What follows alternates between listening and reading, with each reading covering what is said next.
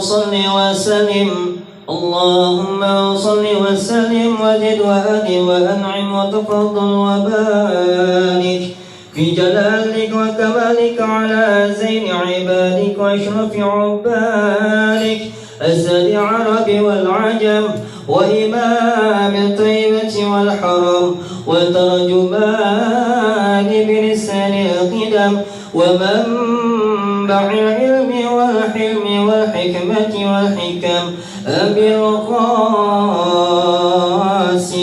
سيدنا وحبيبنا وشفيعنا ومولانا محمد وعلى آله وصحبه وسلم زده شرفا يا رب زده شرفا يا رب يا رب كرما وتعظيما ورفعة ومهابة وبرا ورضي الله تبارك وتعالى عن الفخر علي وقدر الجلي ساداتنا وإمتنا وموالينا أبي بكر وعمر وعثمان وعلي وأن بقية الصحابة وقرابة رسول الله صلى الله عليه وعليهم أجمعين والحمد لله رب العالمين. الحمد لله رب العالمين والصلاة والسلام على أشرف الأنبياء والمرسلين سيدنا محمد وعلى آله وصحبه أجمعين أما بعد رب اشرح لي صدري ويسر لي أمري واحلل عقدة من لساني يفقهوا قولي رب اشرح لي صدري ويسر لي أمري واحلل عقدة من لساني يفقهوا قولي رب اشرح لي صدري ويسر لي أمري بجاه سيدنا محمد صلى الله عليه وسلم سبحانك لا علم لنا إلا ما علمتنا إنك أنت العليم الحكيم ولا حول ولا قوة إلا بالله العلي العظيم العزيز الحكيم عدد كل حرف كتب القرآن وأولى آله وانتهى الله.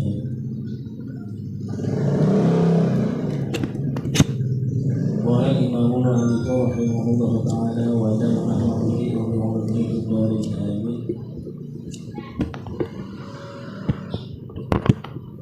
أما إذا داومت على الكسب ولم تنسى ذكر الله تعالى في صناعتك بأن تواظب على التسبيحات والأذكار وقراءة القرآن وتتصدق بما فضل عن حاجتك فذلك أفضل من سائر الأذكار التي ذكرت هنا لأن العبادة المتعدية فائدتها أكبر من اللازمة.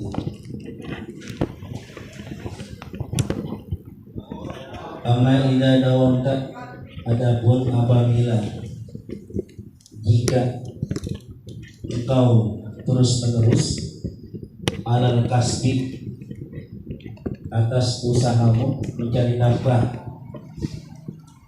walam tansa dzikrullahi ta'ala, dan di dalam engkau mencari nafkah itu, di dalam usahamu mencari nafkah, kamu tidak lupa juga untuk berzikir kepada Allah fi sonaatika, ketika kamu sedang menjajakan barang daganganmu, bi an tuwaziba ala tasbihati, seperti engkau melazimkan membaca tasbih di samping kita ada subhanallah subhanallah subhanallah, sambil nungguin orang yang datang belanja subhanallah, sambil nungguin orang luar daerah datang subhanallah subhanallah, sambil nulis apa itu nulis nota subhanallah subhanallah. Ya, jadi isi kegiatan itu dengan baca tasbih, bukan main game. Wal azkari, dan sambil zikiran, baca tasbih dan zikiran apa aja. Wa qiraatil Qur'ani, dan sambil membaca Al-Qur'an. wa tatasaddaqu bima fadala min an hajatika, dan engkau juga mensedekahkan sebagian dari hartamu yang lebih daripada hajatmu. Hajat kita, kebutuhan kita sehari berapa duit, buat kita pribadi, buat anak bini kita berapa, ada lebihnya nih. Nah ini lebihnya kita sedekahin. Yang penting kehidupan untuk sehari, makan dari pagi sampai malam, kebutuhan buat anak bini terpenuhi, ada lebihnya. Nah itu sedekah. Bima fadala an hajatika, yang ada lebihnya itu daripada hajat kamu. Wadhalika afdalu min sa'iril adhari, maka yang demikian itu lebih utama min sa'iril adhari, dari seluruh bacaan zikiran allati dzakartuhu, yang telah aku sebutkan di sini. Syekh Al-Albani, li'anna ibadata al-muta'addiyata, karena sesungguhnya ibadah yang dampaknya itu bisa dirasakan oleh orang lain, faidatuha anfa'u linnas, itu lebih bermanfaat faidahnya minal lazimati, daripada ibadah yang dampaknya hanya dirasakan oleh diri sendiri. Ya, karena orang yang duduk di tasawuf itu ya begitu. Orang duduk, kalau kita duduk di tasawuf, nggak pernah orang tasawuf itu punya perasaan egois, nggak pernah. Dia mentinggi diri sendiri, nggak pernah. Orang tasawuf itu justru yang diperhatiin, yang dilihat itu adalah orang yang di luar daripada badannya, orang lain maksudnya. Yang dipikirin itu kan jarang. Orang tasawuf itu mikirin dirinya, itu jarang. Yang dipikirin itu orang yang di luar daripada badannya. Kalau dia punya murid, dia mikirin muridnya.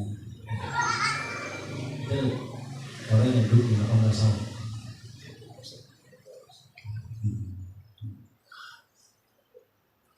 Kalau kita duduk di makam tasawuf tuh gitu ya. Iya, baris tuh, Sambul Yamin tuh yang itu. Sambul Yamin.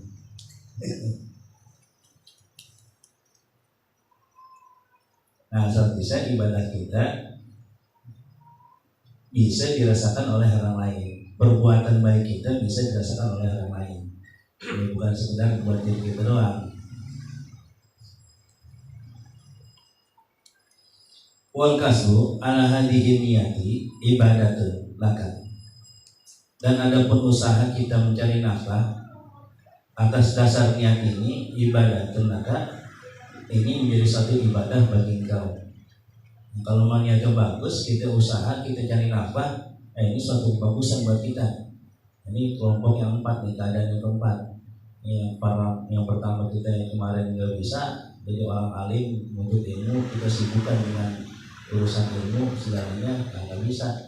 Kemudian kita ahli ibadah juga nggak bisa.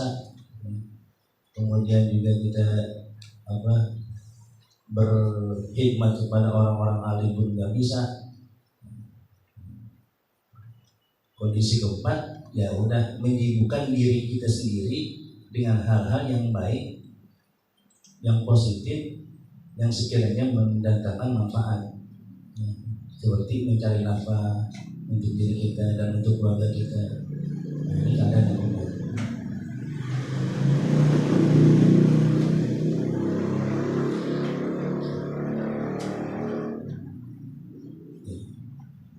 Wal kasbu ala hadhihi niyati ibadatun laka. Nah, ini usaha yang seperti ini, dasarnya niat ini adalah satu ibadah bagi kamu. Fi nafsika, pada diri kamu sendiri. Tuqarribuka ilallahi ta'ala, yang bisa membawa engkau lebih dekat kepada Allah. Tsumma yahsulu faidatul ghairi, dan juga hasil itu kebajikan kita, ibadah kita, faidahnya sampai kepada orang lain. Wa yanjalu ilaika barakatu da'watil muslimin, dan dengan sebab ikhtiar kita yang seperti ini, usaha kita yang bagus begini, yang kita iringin dengan zikiran, ini akan menarik berkahnya doa-doa kaum muslimin kepada kita. Itu doa-doa. Entah kalau kita benar, itu Bang Aris baik banget sambil dagang dia zikiran dengan tasbih. Amin ya Allah. Mudah-mudahan. Nah kan orang pada ngeliat kita benar, mudah-mudahan rezekinya Allah tambahin gitu. Yang di mana tuh ya? Iya. Saya Bang Aris sudah punya bini belum? Dan saya punya perawan. Oh enggak, saya nambah.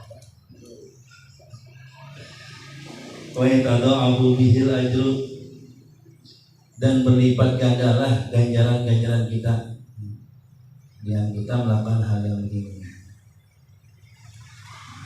Wa ma ba'da hadza ai al-mazkuri anil halatir rabi'ati. Adapun keadaan yang setelah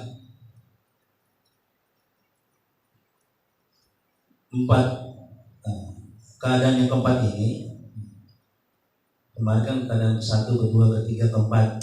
Nah, adapun keadaan setelah keadaan yang keempat ini, bahwa min maratihi syayatin, maka dia itu adalah tempat berkeliarannya setan-setan.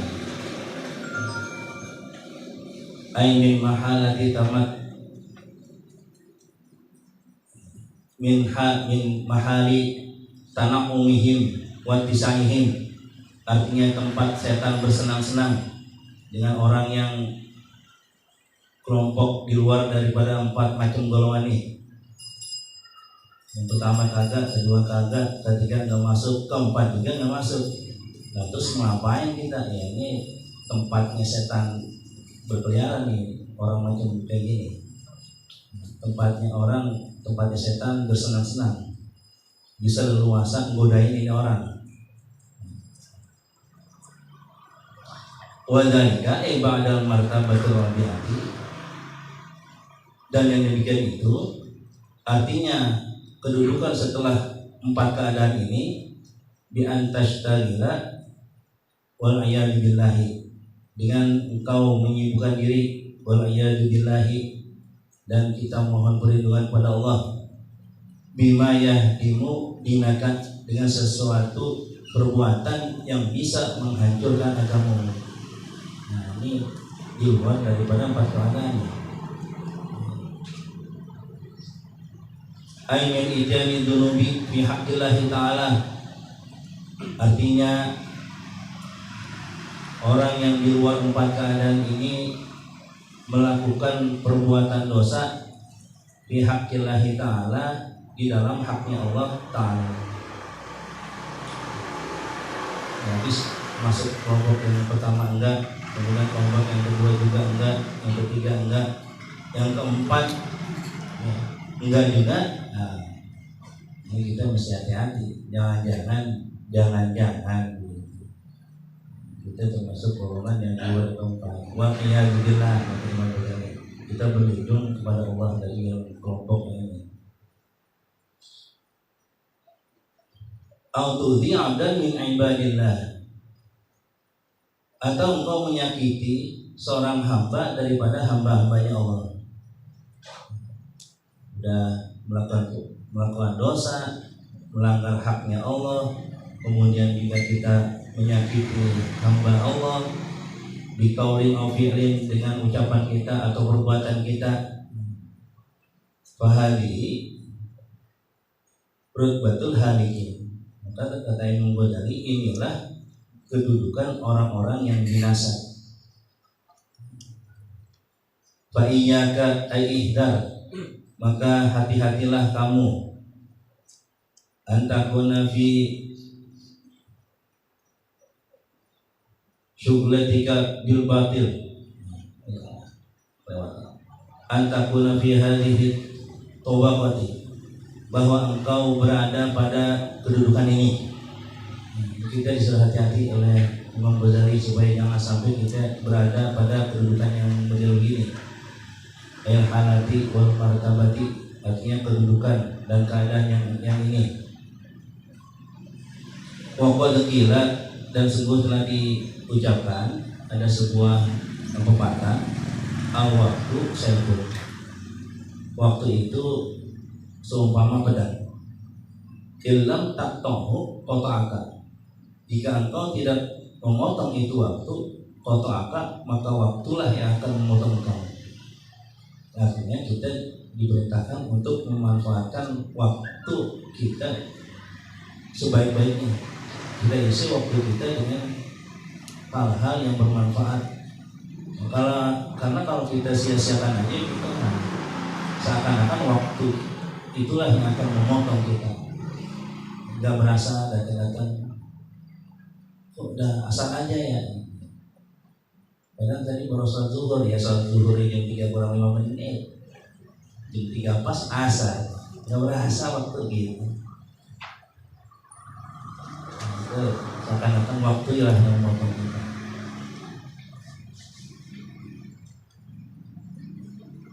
Wan nafsu ilam tashghalha bil haqqi syaghalaka bil batili. Dan nafsu apabila engkau tidak sibukkan dengan perkara-perkara yang baik, syaghalaka bil batili, maka nafsu itu akan menyibukkanmu dengan perbuatan yang batil. Karena nafsu condongnya kepada perkara yang buruk. Ingat, kita itu punya nafsu amarah bisu. Nah, ini nafsu yang umumnya ada pada orang-orang awam ini. Nah, ini berperan besar ini kalau kita nggak tundukin gitu nafsu amarah bisu. Wa ma ubari'u nafsi inna nafsa la ammaratu bisu. Itu di surah Yusuf ketika Nabi Yusuf itu digoda oleh Siti Zulaikha. Digoda oleh Siti Zulaikha. Ketika Siti Zulaikha menyuruh pembantunya memanggil Yusuf ke kamarnya, ditungguin oleh Siti Zulaikha di kamar. Masuklah Nabi Yusuf. Segera dikunci di kamar, kunci. Tinggallah Siti Zulaikha sama Nabi Yusuf di dalam. Sementara Siti Zulaikha itu dikisahkan sudah berpakaian indah, ya, berpakaian apa tuh, yang kelihatan gitu, yang bayang itu, bajunya yang bayang, bodinya itu kelihatan. sambil ngayal lah kita ya, tidak ada ngayal. Iya.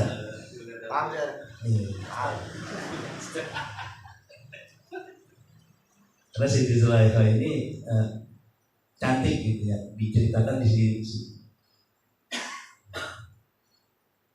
di sebuah kisah itu Siti Zulaikha yang mencantik dan masih perawan gitu. Meskipun sudah bersuami, dia seorang raja Mesir saat itu.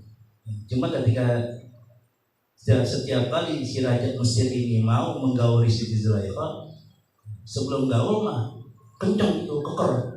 Sebelum dia naik, pasti naik aja lemes, nggak jadi. Mau main lagi nih, kenceng lagi, kita udah naik aja, letoy lagi. Nah, itu mah udah pelihara, Allah melihara Siti Zulaikha sebenarnya.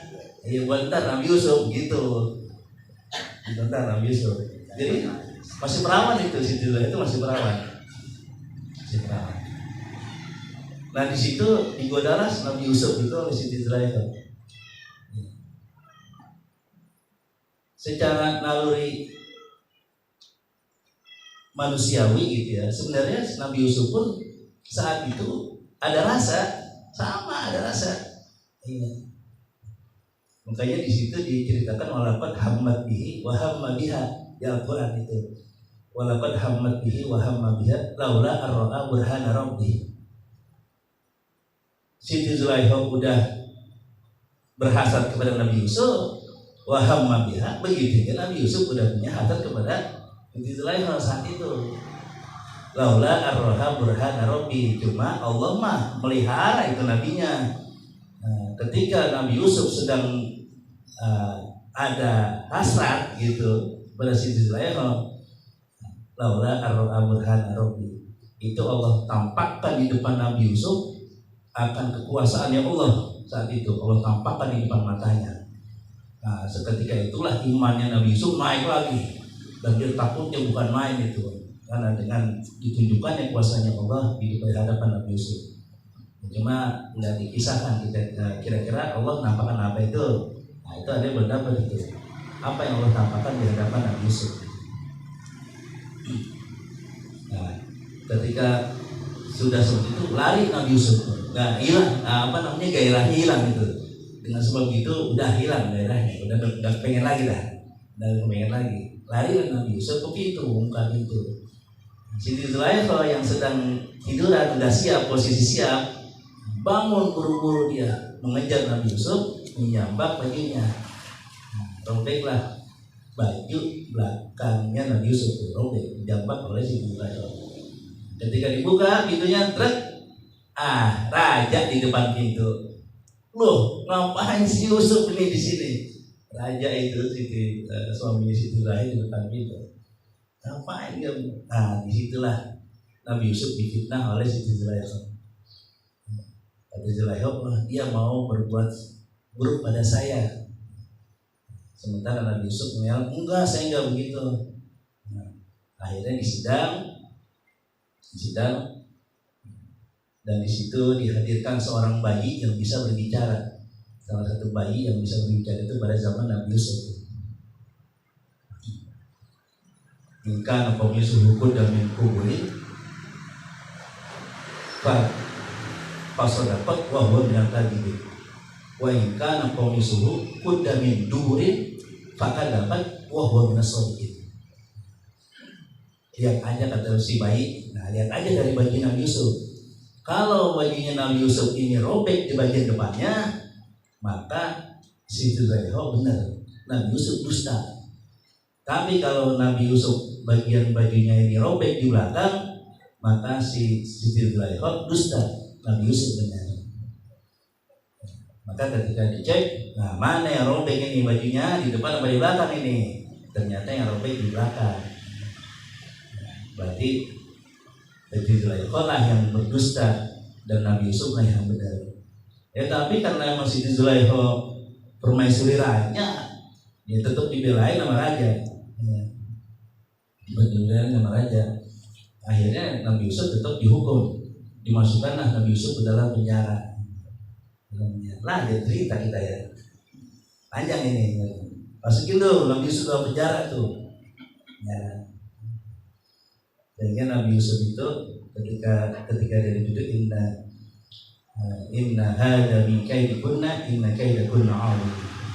Inna kaidakunna azim. Nah, ini tipu daya kaum perempuan ini. Sungguhnya tipu daya perempuan itu sangat besar. Itu hati-hati kita dari situ kita dari bisa membaca hati-hati perempuan tuh. Inna kaidakunna azim. Tipu daya perempuan itu besar sekali, hati-hati tuh. Hati-hati. Nabi Yusuf boleh yang ngalamin.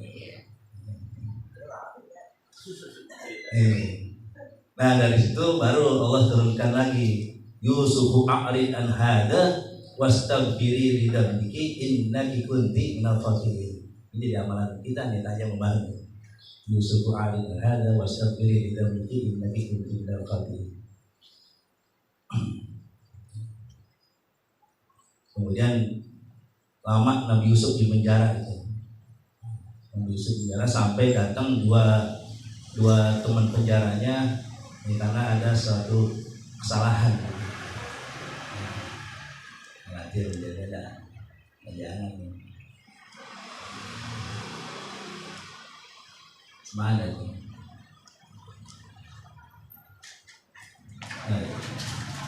Nafsu itu kalau kita tidak sibukkan dengan perkara yang benar, maka nafsu kita akan menyibukkan kita dengan perkara-perkara yang batil. Nah, tadi bicara nafsu ya. Inna nafsal ammaratu bisu illa ma rahimah rabbi, kata Nabi Yusuf. Nah, ketika dia digoda itu, inna nafsal wa ma ubari'u nafsi, kata Nabi Yusuf, sungguh aku enggak akan biarkan nafsuku ini merajalela. Inna nafsal ammaratu bisu, karena sesungguhnya nafsu ini la ammaratu bisu, pasti akan mengajak atau memerintahkan kita untuk berbuat suatu kejahatan, keburukan. Illa ma rahimah rabbi, kecuali nafsu yang sudah diberikan rahmat oleh Allah. Nah itu udah tentu. Nah nafsunya mudah dikasih rahmat oleh Allah, tunduk dia, adem, nggak liar gitu. Itu nafsu amarah bisu. Ya kalau Nabi Yusuf aja masih dikasih nafsu amarah bisu, apalagi kita yang bukan nabi gitu maksudnya. Apalagi kita. Ya, kalau pada posisi gitu mah doyan gitu. Hayo aja dah, habeg aja habeg. Sobek, ada rapi lagi.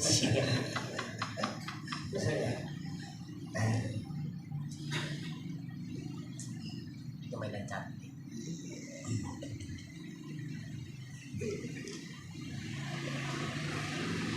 Walau annal amda fi haqqi dinihi ala thalatin.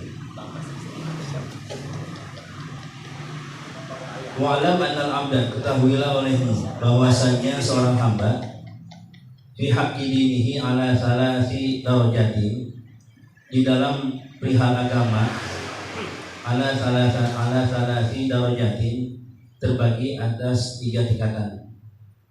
Aitu baqatin minal maratibi, artinya 3 tingkatan. Imma salimun, pertama tingkatannya orang yang salim, yang selamat minal ismi, daripada dosa. Wa huwal muqtasiru ala adai faraidi wa tarkil ma'asi, dan dia itu yang membatasi ibadahnya ala adai faraidi, atas melaksanakan ibadah-ibadah yang fardu, wa tarkil ma'asi, dan meninggalkan maksiat. Nah, ini termasuk derajat atau kelompok orang yang selamat. Ibadahnya sih biasa aja, ya. Cuma dia membatasi ibadahnya untuk melakukan hal-hal yang fardu saja dan meninggalkan maksiat. Ini namanya ibadahnya yang benar-benar standar. Jadi yang fardu-fardu aja yang dia kerjain. Begitu juga diiringi dengan dia meninggalkan maksiat.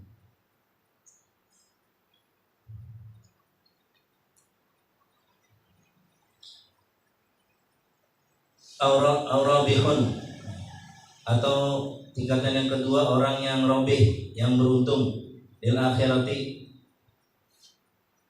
di negeri akhirat.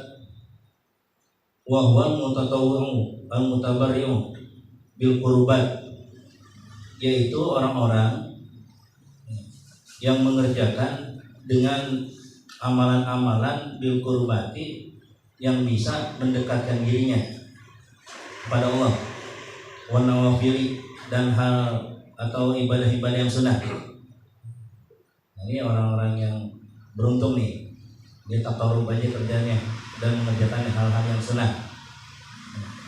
Al-qurbat wa hiya ismun lima yataqarrabu biha ila Allah. Qurbat itu adalah suatu isim, nama, qurbat, terhadap perbuatan yang bisa mendekatkan kita kepada Allah. Al-qurbat. Jadi perbuatan-perbuatan yang bisa mendekatkan diri kita kepada Allah, nah itu dia lakukan, dan perkara-perkara yang sunnah. Ini masih bagus, masih orang yang beruntung. Jadi yang selamat, yang beruntung. Al-khasirun, yang ketiga ini adalah orang yang rugi. Ai halikun, orang yang binasa. Ahimun, yaitu orang yang banyak dosanya. Wa huwal muqassiru anil lawazimi, yaitu orang-orang yang lalai, yang teledor. Anil lawazimi fil wajibati, yang teledor, yang lalai akan melakukan hal-hal yang wajib. Nah, ini termasuk orang-orang yang rugi. Perkara-perkara yang wajib dia lalai, apalagi yang sunnahnya wajib aja dia lalai, apalagi yang sunnah ditinggalkan. Yang wajib aja pokok. Wajib aja lewat gitu ya, apalagi yang sunnah. Fa'an bima'na fi, maka an bima'na fi, anil lawazimi, maknanya fil lawazimi.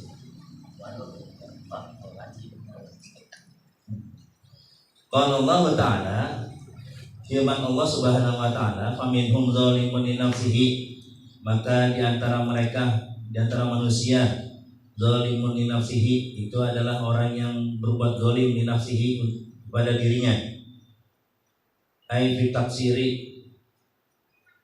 bil amali, yaitu dengan teledor, lalai di dalam beramal. Wa minhum muqtasidun, dan di antara mereka juga ada yang pertengahan. Ai ya'malu fi aglabil awqati, bahwa ia beramal pada sebagian besar waktunya. Ini termasuk orang yang kedudukannya pertengahan. Wa minhum sabiqum bil khairati, dan di antara mereka manusia sabiqum bil khairati, ada kelompok orang yang berlomba-lomba di dalam kebaikan. Wa huwa mayadumu ilal amali ta'limi wal irsyadi ilal amali. Nah, kelompok orang yang seperti ini, yang sabiqum bil khairati ini adalah orang yang beramal dengan dan didasari oleh nuntut ilmu, ta'lim, dan juga dia selalu mencari petunjuk di dalam beramal. Udah dia amal didasari dengan ilmu, sementara masih saja kurang, dia mencari petunjuk-petunjuk dalam hal agama supaya amaliyahnya semakin bagus. Ini kelompok orang yang ketiga, sabiqun bil khairat. Jadi ada zalimun li nafsihi, ada yang muqtasidun, ada yang sabiqun bil khairat. Soal kita tinggal milih yang mana ya.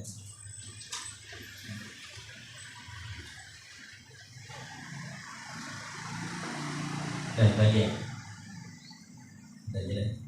Bapak Abu Bakar Al-Warraq. Wallahu a'lam bishawab. Alhamdulillah.